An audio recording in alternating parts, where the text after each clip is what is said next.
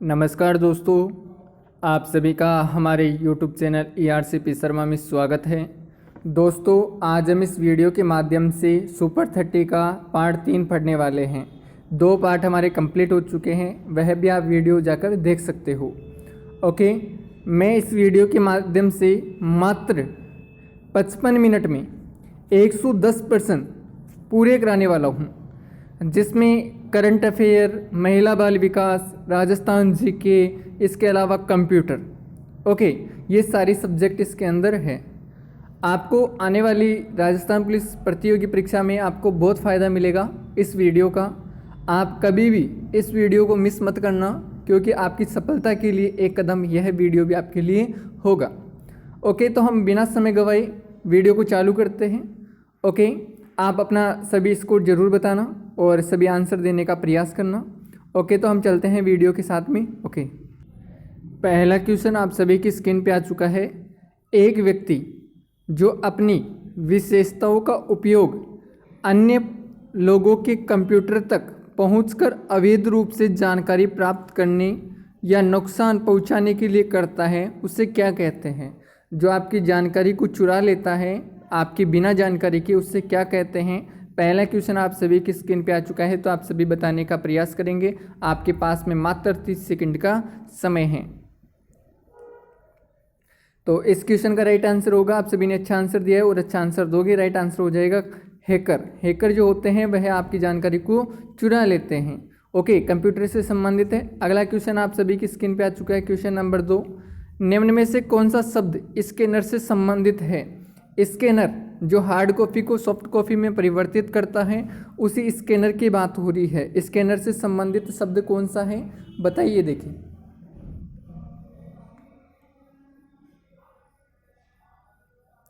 तो यहाँ पे राइट आंसर हो जाएगा आपका ट्वेन। जो ट्वेन होता है वह आपका स्कैनर से संबंधित होता है। ट्वेन क्या होता है? तो एक प्रोग्राम भी होता है। ये क्या होता है? प्रोग्राम होता है।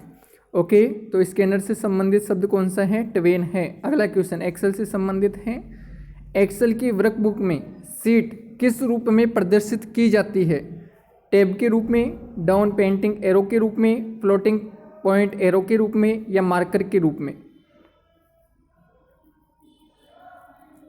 तो यहाँ पे राइट आंसर हो जाएगा टैब के रूप में। एक्सेल के अंदर वर्कबुक शीट को किस रूप में प्रदर्शित किया जाता है? तो टैब के रूप में प्रदर्शित किया जाता है। अगला क्वेश्चन आप सभी की स्क्रीन पे आ चुका है। वेब ब्राउज़र कुकीज़ क्या होती है? वेब ब्राउज़र कुकीज़ जो होती है वह क्या होती है, उसके बारे में बताना है। 4 ऑप्शन आप सभी की स्क्रीन पे आ चुके हैं, तो बताइए। देखें, वेब ब्राउज़र की बात हो रही है, कुकीज़ क्या होता है?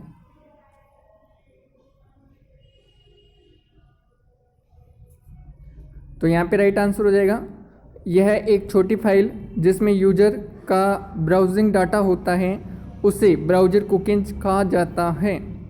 ओके मित्रों, अगला क्वेश्चन आप सभी की स्क्रीन पे आ चुका है। कौन सा प्रोटोकॉल विभिन्न होस्ट पर ईमेल सुविधा प्रदान करता है? कौन सा प्रोटोकॉल है? आपके पास में 4 ऑप्शन दे रखे हैं, तो बताइए। देखिए, कौन सा प्रोटोकॉल होस्ट पर ईमेल सुविधा प्रदान करता है, वह कौन सा हो जाएगा इसमें? बताइए। देखिए, क्या राइट आंसर हो जाएगा इसका? तो यहाँ पे राइट आंसर हो जाएगा ए, SMTP। सर, SMTP क्या होता है? तो simple mail transfer protocol. Okay, simple mail transfer protocol. Okay, चलते हैं अगले क्वेश्चन की तरफ। छोटा सा क्वेश्चन था। अगला क्वेश्चन, याहू, गूगल, MSN क्या होते हैं? बहुत ही इजी क्वेश्चन आप सभी की स्क्रीन पे आ चुका है, तो बताइए फटाफट। देखिए,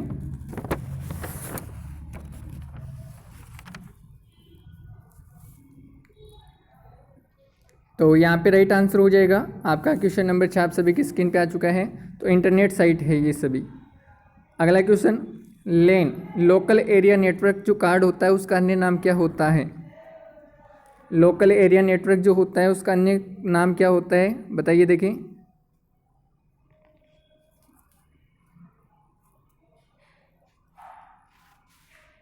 तो यहाँ पे राइट आंसर हो जाएगा, लेन का अन्य नाम होता है आपका NIC। सर, NIC क्या होता है? तो नेक्स्ट जो होता है नेटवर्क इंटरफेस कंट्रोलर होता है ये। क्या होता है, ध्यान रखना भाई, आगे भी क्वेश्चन आ सकता है ये।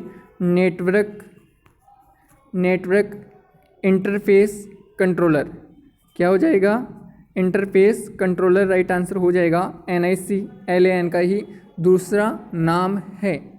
ओके, अगला क्वेश्चन, निम्नलिखित में से कौन सा MS ऑफिस यानी कि माइक्रोसॉफ्ट ऑफिस में न्यूनतम और अधिकतम जूम करने का विकल्प कौन सा है प्रतिशत में? आप अधिकतम जूम कौन सा कर सकते हो? न्यूनतम और अधिकतम पूछ रहा है,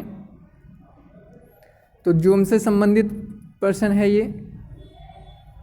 तो यहाँ पे राइट आंसर हो जाएगा डी, राइट आंसर हो जाएगा, यानी कि न्यूनतम 10% में और अधिकतम 500% तक आप जूम कर सकते हो। ओके, ये जूम से संबंधित क्वेश्चन हैं। लेकिन याद रखना, एक क्वेश्चन और आता है कि MS वर्ड में जो अधिकतम कितना जूम कर सकते हैं, तो MS वर्ड में कर सकते हैं 500। लेकिन एक्सेल में पूछा जाए तो छोटी सी चीज़ें हैं, हमेशा ध्यान रखना इस चीज़ को। एक्सेल के अंदर पूछा जाए तो 400% आएगा। ओके, आपको नहीं पता है ये जानकारी, आपको मैं बता रहा हूँ, लेकिन आपको पता नहीं थी आज तक, इसलिए ध्यान रखना इसको। MS वर्ड में 500% जूम कर सकते हैं, एक्सेल में 400% जूम कर सकते हैं, न्यूनतम 10% और अधिकतम 500% MS ऑफिस दिया हुआ हो तो। ओके, अगला क्वेश्चन आप सभी की स्क्रीन पे आ चुका है। MS वर्ड में स्पेलिंग चेक करने के लिए कौन सा प्रोग्राम प्रयोग किया जाता है? कौन सा प्रोग्राम प्रयोग करोगे आप MS वर्ड के अंदर स्पेलिंग चेक करनी है आपको? तो बताइए, देखिए, सबसे इजी क्वेश्चन है आज की वीडियो का मेरे हिसाब से तो ये।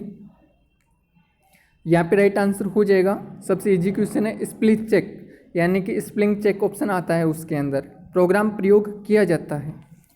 अगला क्वेश्चन है, कौन सा इम्पैक्ट प्रिंटर का उदाहरण नहीं है?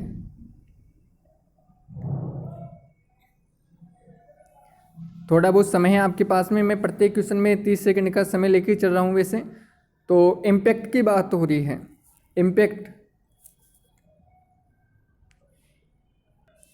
तो इम्पैक्ट की बात हो रही है, तो यहाँ पे राइट आंसर हो जाएगा। देखो, आप सभी ने आंसर दिया है, तो राइट आंसर हो जाएगा यहाँ पे, कौन सा इम्पैक्ट प्रिंटर का उदाहरण नहीं है? उदाहरण है ये नहीं पूछ रहा है यहाँ पे, उदाहरण नहीं है, तो लेजर प्रिंटर राइट आंसर हो जाएगा। इम्पैक्ट का उदाहरण नहीं है लेजर। ओके, अगला क्वेश्चन, रोम रीड ओनली मेमोरी में संग्रहित प्रोग्राम कहलाते हैं, क्या कहलाते हैं? रीड ओनली मेमोरी में संग्रहित प्रोग्राम कहलाते हैं।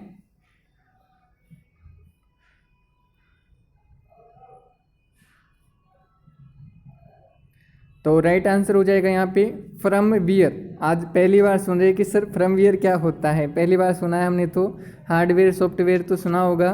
तो देखो, रोम रीड ओनली मेमोरी आप सभी को पता होगी वैसे तो, कौन सी मेमोरी है? स्थायी मेमोरी है। और स्थायी मेमोरी को वैसे क्या कहा जाता है? तो नॉन वोलेटाइल मेमोरी कहा जाता है। कौन सी मेमोरी कहा जाता है? Non volatile. Okay, non volatile memory कहा जाता है स्थायी मेमोरी को, और इसी का दूसरा नाम है firmware. Okay, firmware non volatile स्थायी मेमोरी का नाम है रीड ओनली मेमोरी। उम्मीद है अच्छा लगा होगा भाई, अच्छा लग रहा है तो लाइक और शेयर कर दीजिए। मैं शेयर करने के लिए बार बार मैं कहता नहीं हूँ, लेकिन आप कर दिया करो। लास्ट में क्या करो, बीच में नहीं, वीडियो पूरा देखो पहले, बाद में कर देना। ओके, आपको स्वयं से मतलब है, दुनिया से कोई मतलब नहीं है। कोई पढ़ता है तो सही, नहीं पढ़ता है तो सही। ओके, आपको एक पोस्ट चाहिए, तो यहाँ पे राइट आंसर हो जाएगा। अगला क्वेश्चन बताइए, इनमें से कौन सा एक कनेक्टिंग डिवाइस है? कौन सा कनेक्टिंग डिवाइस है बताइए। देखिए, राउटर, हब, स्विच, उपरोक्त सभी।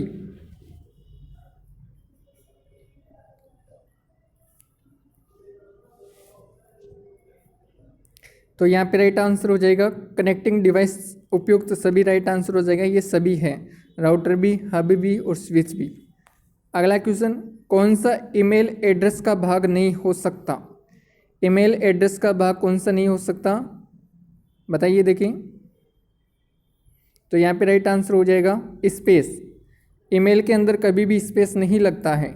बहुत इजी क्वेश्चन है, लेकिन एग्जाम में चालान कटवा सकता है, ध्यान रखना, ईमेल में स्पेस नहीं होता है। अगला क्वेश्चन, एक्सेल में एक्टिव सेल का कंटेंट निम्न में से किस में डिस्प्ले होता है? एक्सेल की बात हो रही है भाई, एक्सेल के अंदर आता है ना ये वाला, बहुत सारी ऐसे आती है। ओके, उसी एक्सेल की बात हो रही है। तो कंटेंट निम्न में से डिस्प्ले होता है, किस पे होता है? कंटेंट। तो यहाँ पे राइट आंसर हो जाएगा, मैं बता देता हूँ। ओके, तो यहाँ पे राइट आंसर हो जाएगा फॉर्मूला स्टोर बार, फॉर्मूला बार राइट आंसर हो जाएगा। सर फॉर्मूला बार कहाँ पे आती है? तो फॉर्मूला बार यहाँ पे आती है, ऊपर ही ऊपर आती है, बीच में एक लाइन छोड़ के आती है फॉर्मूला बार। यहाँ पे कौन सी बार आती है?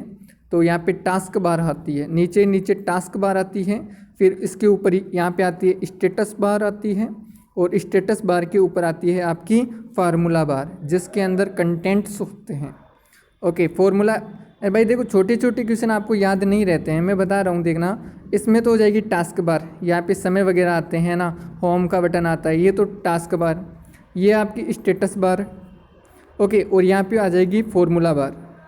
ओके, अगला क्वेश्चन, वर्तमान में जिला प्रोग्राम और डाटा पर काम हो रहा है वह किस मेमोरी में जाता है?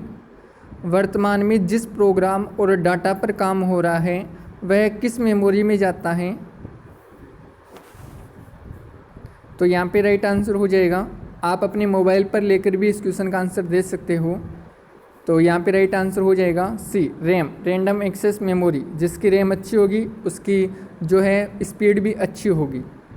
अगला क्वेश्चन, प्रोग्रामिंग भाषा जावा द्वारा विकसित की गई है, कौन सी कंपनी के द्वारा जावा विकसित की गई है?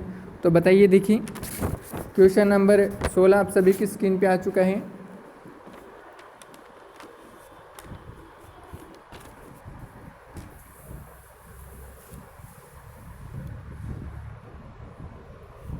तो यहाँ पे राइट आंसर हो जाएगा आपका जावा से संबंधित जो क्वेश्चन है। ओके,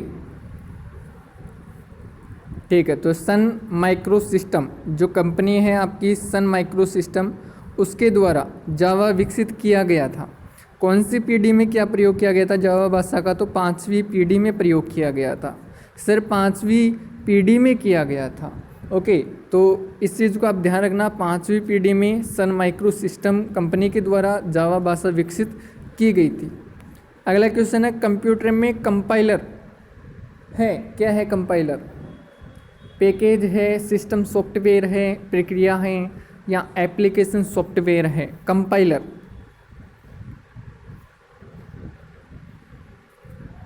कंपाइलर की बात हो रही है, तो यहाँ पे राइट आंसर हो जाएगा। आपको आता है तो फटाफट आंसर दीजिए, अन्यथा मना कर दीजिए।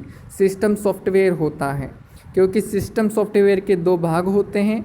ओके, जिसके अंदर आपका कंपाइलर भी आ जाएगा और एक तरफ आ जाएगा operating system. Okay, operating system का कार्य अलग होता है, जिसमें आपका विंडो हो जाती है। ओके, जो एंड्रॉयड होता है वो ऑपरेटिंग सिस्टम में आ जाएगा, और सिस्टम सॉफ्टवेयर में आपके कंपाइलर भी आ जाते हैं। सर जो कंपाइलर होता है वो क्या कार्य करता है? तो आपकी जो हाई लेवल लैंग्वेज होती है, हाई लेवल लैंग्वेज जो होती है उसको लो लेवल लैंग्वेज में परिवर्तन करने का कार्य करता है। कौन करता है? तो ये आपका कंपाइलर करता है। HLL हाई लेवल लैंग्वेज को लो लेवल लैंग्वेज में, ओके, बाइनरी में बोल सकता हूँ, या मैं बोल सकता हूँ मशीनरी लैंग्वेज में परिवर्तन करने का कार्य करता है आपका कंपाइलर। अगला क्वेश्चन, एक मॉडेम का कार्य होता है, मॉडेम जो होता है उसका कार्य क्या होता है? थोड़ा सा समय ज़्यादा लग रहा है, मैं डिटेल्स ज़्यादा बता रहा हूँ। ओके, आपको अच्छी लग रही है तो बता दीजिए, अन्यथा मैं डिटेल्स नहीं बताऊँगा। क्या होता है ना कि किसी क्वेश्चन की थोड़ी सी भी यदि आप डिटेल्स से सुन लेते हो तो आपको परमानेंटली वो क्वेश्चन याद हो जाता है, इस वजह से मैं बता देता हूँ बेसिक जानकारी, है ना। जैसे मॉडेम की बात हो रही है तो मॉडेम का संबंध हो जाएगा, आप सभी बता रहे हो जैसा कि, तो यहाँ पे राइट आंसर हो जाएगा, यहाँ पे सी राइट आंसर हो जाएगा। एनालॉग संकेतों को डिजिटल व डिजिटल संकेतों को एनालॉग में, मैं कह सकता हूँ ए को डी में और डी को ए में परिवर्तन करने का कार्य कौन करता है? मॉडेम करता है। सर मॉडेम की फुल फॉर्म क्या होती है? तो मॉड्यूलेटर, डीमॉड्यूलेटर, मॉड्यूलेटर, डीमॉड्यूलेटर इसकी फुल फॉर्म होती है। आज का कंप्यूटर का अगला क्वेश्चन, सेकेंड लास्ट क्वेश्चन है, ASIC में कितने करैक्टर निर्मित किए जा सकते हैं? कितने अक्षर निर्मित किए जा सकते हैं?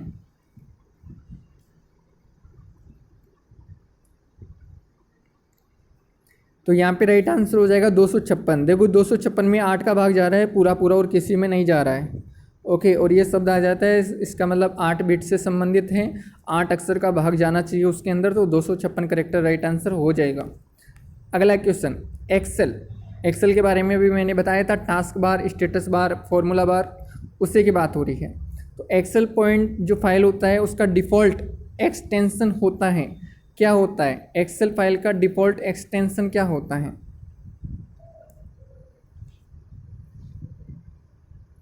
तो यहाँ पे राइट आंसर हो जाएगा, आज के अंतिम क्वेश्चन है कंप्यूटर का, तो राइट आंसर हो जाएगा .xlsx। ओके, ये राइट आंसर यहाँ पे हो जाएगा। अगला क्वेश्चन आप सभी के सामने, जीके चालू हो चुका है भाई, जीके चालू है। ओके,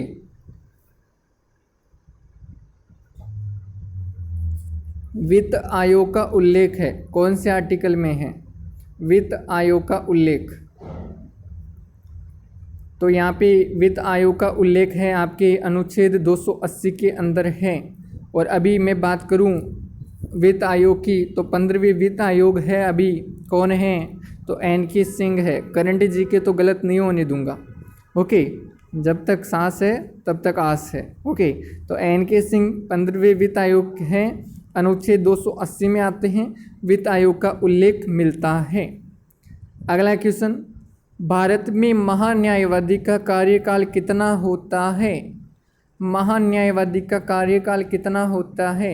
5 वर्ष, 2 वर्ष, 6 वर्ष, अनिश्चित या राष्ट्रपति के प्रसाद पर्यंत तक? बहुत ही गजब क्वेश्चन है ये तो 30 सेकंड का समय है, ज़्यादा समय नहीं होगा। तो यहाँ पे राइट आंसर हो जाएगा अनिश्चित, राष्ट्रपति के प्रसाद पर्यंत तक। महान्यायवादी कौन से आर्टिकल में आता है? तो 76 के अंदर आता है। ध्यान रखना, देखो एक छोटी सी बात बता रहा हूँ, हम वीडियो तो देखते रहेंगे वैसे भी, देखो छोटी सी बात सुनना, महान्यायवादी कौन से आर्टिकल में आता है? 76 में आता है।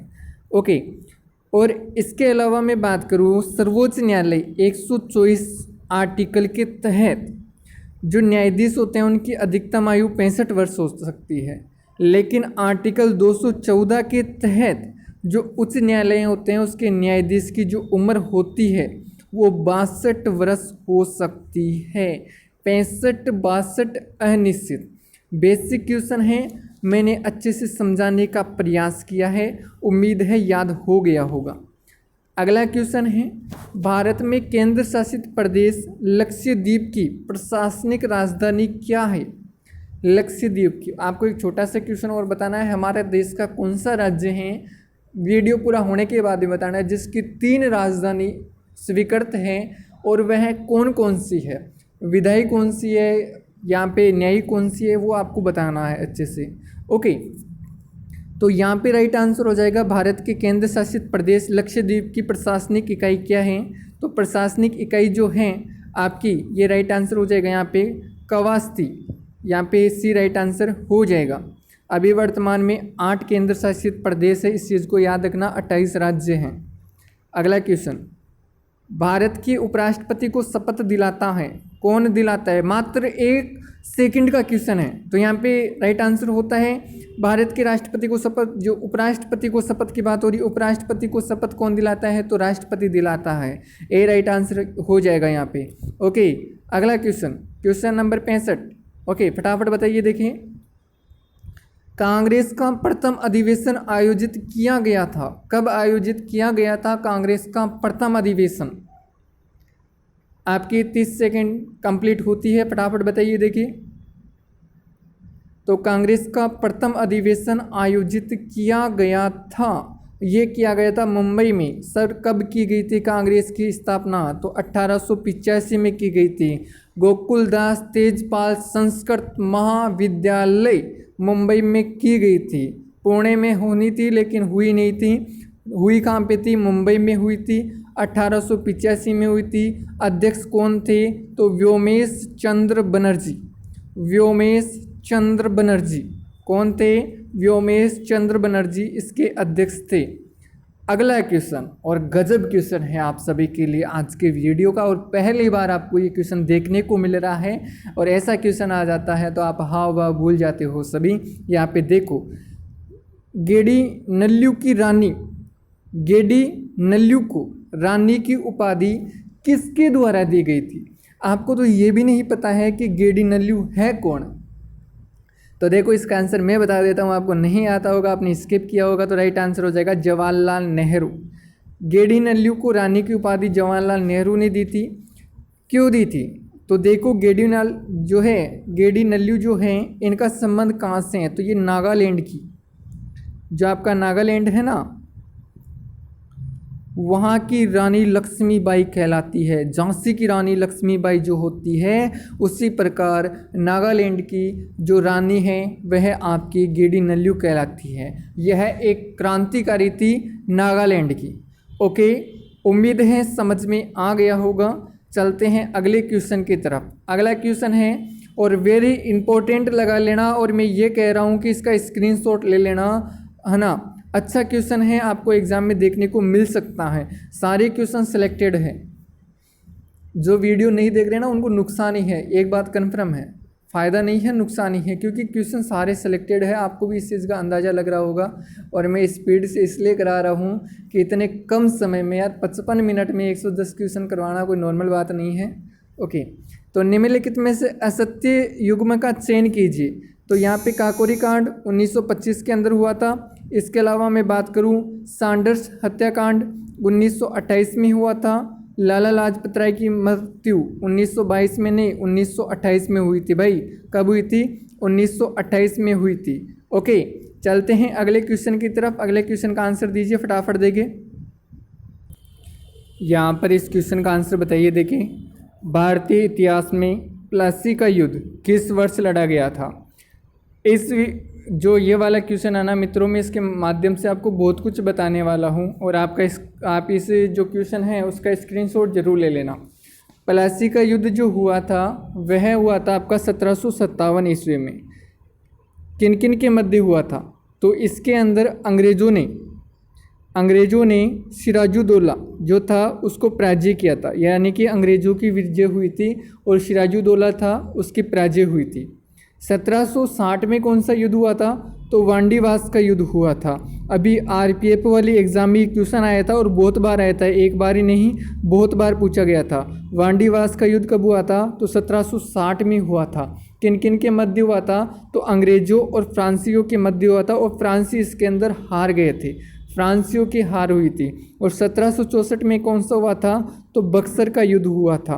कौन सा युद्ध हुआ था? बक्सर का युद्ध हुआ था, जिसमें अंग्रेज़ों ने जो मीर कासिम है उस मीर कासिम को हरा दिया था अंग्रेज़ों ने बक्सर के युद्ध में। और 1776 में कौन सा युद्ध हुआ था?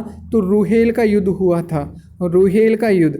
मित्रों, इन क्वेश्चनों को जानकारी के लिए लोग बार बार सर्च मारते रहते हैं, यूट्यूब पर भी, व्हाट्सएप जो वगैरह है उस पर भी पूछते रहते हैं कि सर जो है 1757 प्लासी का युद्ध कब हुआ था, वांडीवास का युद्ध कब हुआ था, बक्सर का युद्ध कब हुआ था, किन किन के मध्य हुआ था। कम से कम भी 10 क्वेश्चन है इस क्वेश्चन के अंदर, आपको है ना, आप अच्छे से याद कर लीजिए। आपके मुंह पर होना चाहिए वाला क्वेश्चन तो कि हाँ वांडीवास का युद्ध कब हुआ, तो 1760 पे हुआ अंग्रेज़ों का, और 1757 में प्लासी का, 64 के अंदर कौन सा, तो बक्सर का, और रूहेल का कब, तो 1776 के अंदर हुआ था। उम्मीद है क्वेश्चन अच्छा लगा होगा। अच्छा लगा है तो लाइक ज़रूर करें।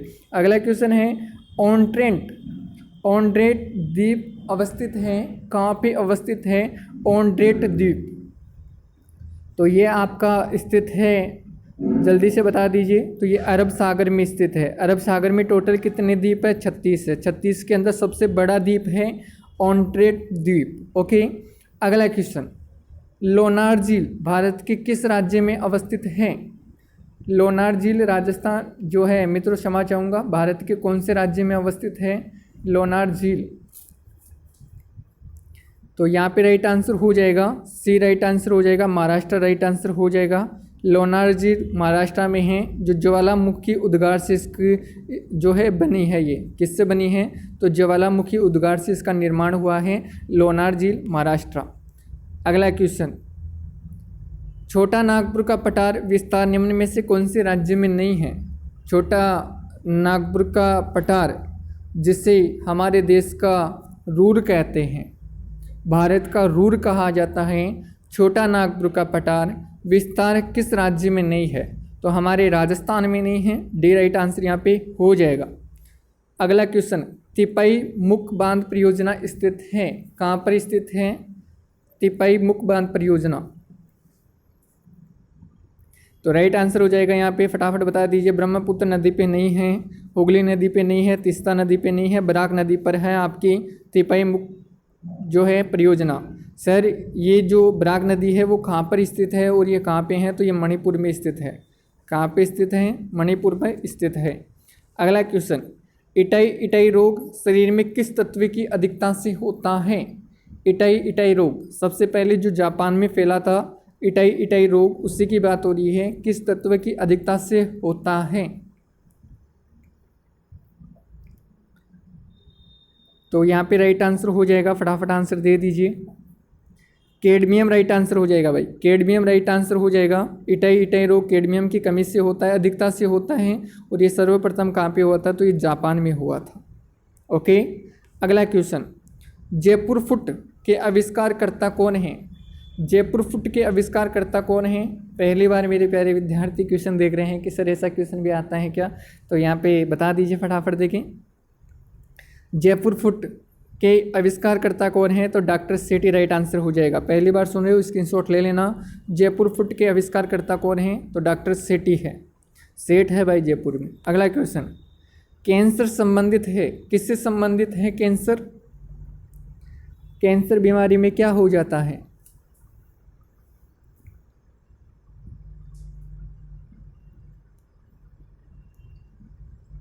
तो यहाँ पे राइट आंसर हो जाएगा, कैंसर संबंधित है ऊतकों के अनियंत्रित वृद्धि से संबंधित है।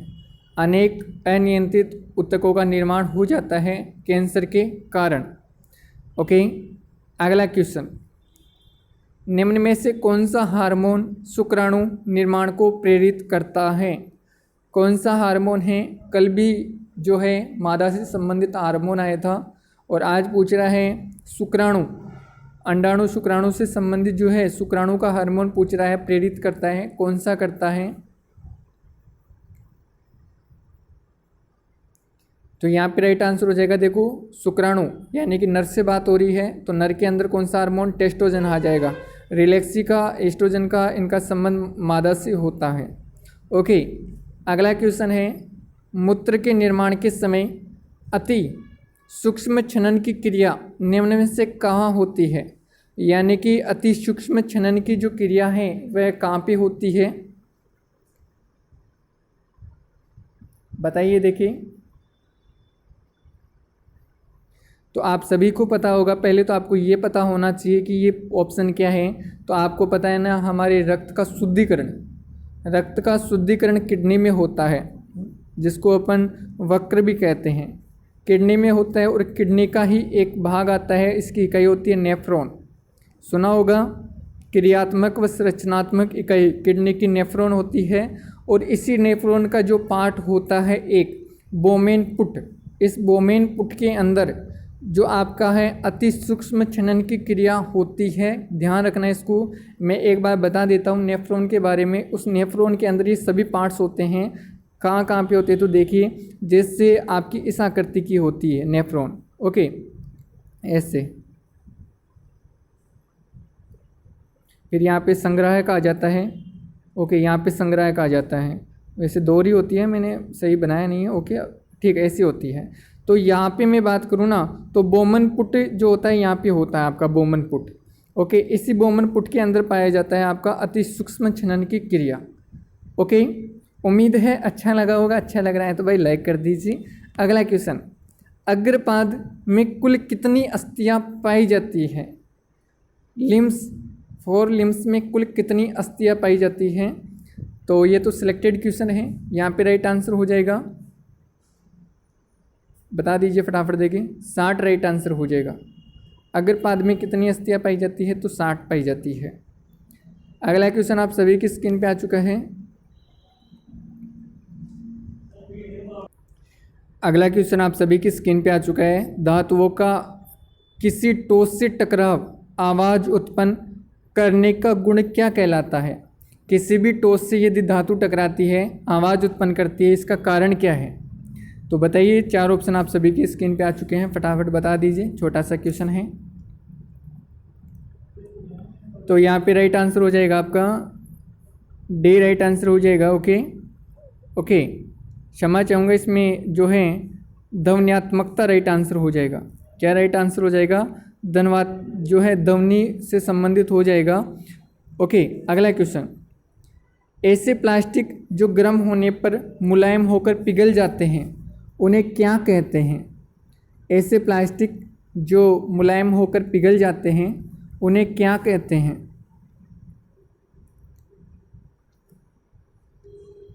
बताइए, देखिए फटाफट बताइए, फटाफट देखिए क्या राइट आंसर हो जाएगा यहाँ पे। तो यहाँ पे राइट आंसर हो जाएगा थर्मोप्लास्टिक। ऐसे प्लास्टिक जो गर्म होने पर मुलायम होकर पिघल जाते हैं उन्हें क्या कहते हैं? तो थर्मोप्लास्टिक कहते हैं।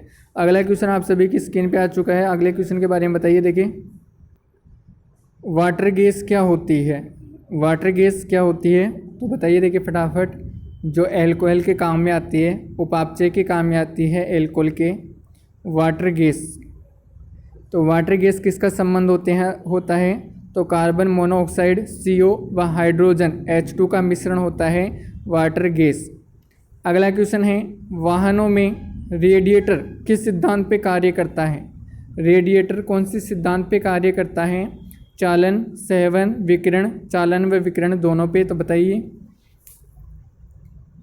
30 सेकंड का समय आप सभी के पास में।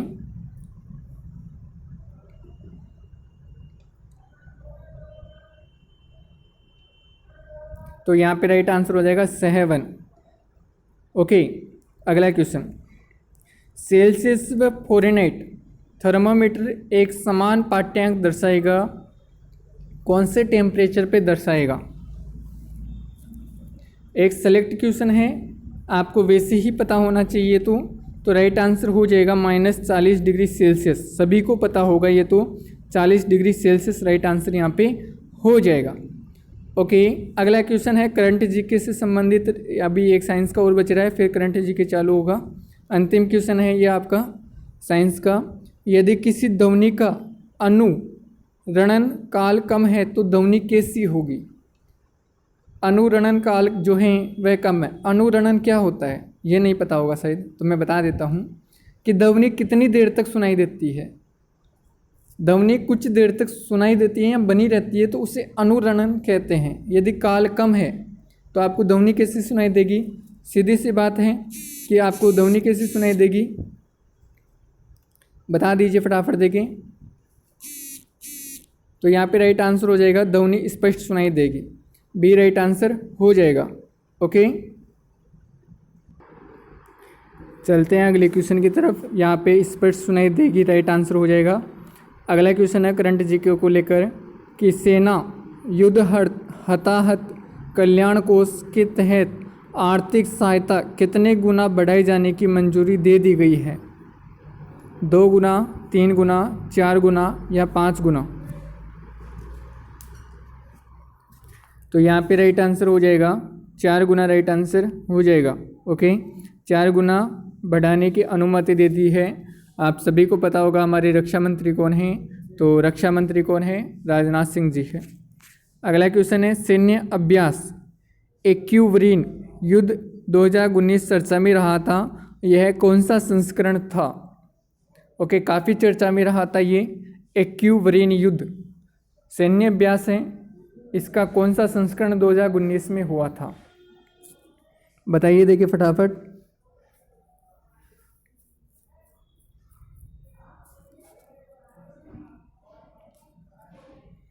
तो यहाँ पे राइट आंसर हो जाएगा आपका सभी का ये संस्करण था। बताइए, देखिए फटाफट, आप ही बता दीजिए। 10वां संस्करण था। सर, एक्यूवरीन युद्ध अभ्यास कौन कौन से देशों के मध्य होता है? तो ये हमारे देश भारत प्लस मालदीव के मध्य होता है। भारत और मालदीव के मध्य होता है। इसका आयोजन कहाँ पे हुआ था? तो महाराष्ट्र में हुआ था। महाराष्ट्र में भी कौन से स्थान पे? तो पुणे में इसका आयोजन किया गया था। अगला क्वेश्चन है, इंटरपोल संयुक्त राज्य महासभा से संबंधित आपने संयुक्त राष्ट्र पढ़ा होगा, UN। 24 अक्टूबर 1945 को जिसकी स्थापना की गई थी। तो इंटरपोल की 91वीं महासभा आयोजित होगी, ये कहाँ पर आयोजित होगी इसके बारे में बताना है। इंटरपोल की 91वीं महासभा आयोजित की जाएगी, ये कहाँ पे की जाएगी? तो यहाँ पे राइट आंसर हो जाएगा आपका भारत, राइट आंसर हो जाएगा। कब की जाएगी आपको ये भी पता होना चाहिए। तो 2022 में होगी। कौन से राज्य में या कहाँ पे होगी? तो ये दिल्ली के अंदर होगी 2022 में। ओके, 25 साल बाद में इसका आयोजन होगा। 25 साल पहले कहाँ पे हुई थी? 1997 में हुई थी। ओके, 1997 के बाद में 2022 में 25 साल बाद में भारत में इसका आयोजन किया जा रहा है। इंटरपोल की 91वीं महासभा का आयोजन किया जाएगा। अच्छा क्वेश्चन है। अगला क्वेश्चन, राष्ट्रीय कृषि सम्मेलन 2019 का आयोजन किया गया था, कहाँ पर किया गया था? राष्ट्रीय कृषि सम्मेलन 2019 का। आप ये समझ के मत रहना कि भाई सारा करंट जीके 2020 का आएगा, तो ये आपकी गलतफहमी है, निकाल देना, क्योंकि सारा करंट जीके 2020 का नहीं आएगा। 2019 का भी सिलेक्टेड क्वेश्चन पूछा जाएगा जो चर्चा में रहते हैं ना। आप जैसे पुरस्कार जो है अक्टूबर नवंबर माह में दिए जाते हैं, इंपॉर्टेंट पुरस्कार, जैसे मिस वर्ल्ड, मिस यूनिवर्स वगैरह के पुरस्कार नवंबर वगैरह में दिए जाते हैं। तो वह अवार्ड अभी दिसंबर में तो अभी दिए ही नहीं गए हैं। तो 2019 के जैसे जो सिलेक्ट क्वेश्चन है ना, आईसीसी वगैरह है, चंद्रयान है, वो वाले क्वेश्चन आएंगे, वो सिलेक्ट क्वेश्चन हैं। ओके, तो यहाँ पे राइट आंसर हो जाएगा राष्ट्रीय कृषि सम्मेलन 2019 का आयोजन कहाँ किया गया?